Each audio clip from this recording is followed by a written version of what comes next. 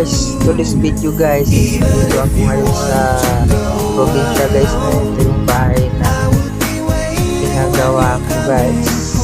Ito po kayo, dito yung kapatid ko gumagawa ng mga mga kahoy na upuan guys ba. Nakakatawa guys. Guys, halika guys, sumunod kayo sa akin, makikita niyo. Pinost ko din yan sa TikTok guys.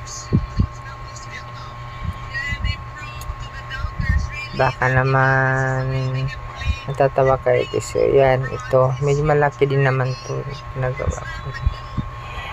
Ito yung kapatid ko na gumagawa ng urig na upuan guys ba?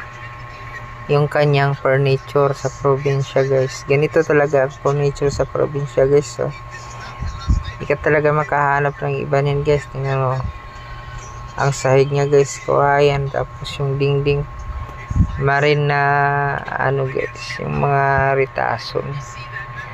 Tatawa nga ako dyan guys dahil yan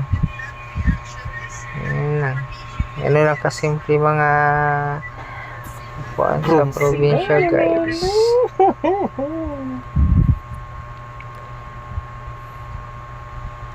Pero okay na rin yun guys, kaysa walang maupuan.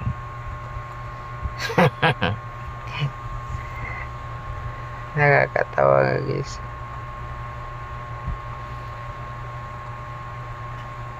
Simple lang talaga ang buhay sa probinsya guys, no? Tulad sa Manila guys ba.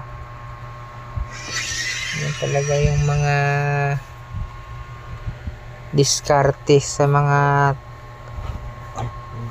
mahirap na tao guys. Yan guys.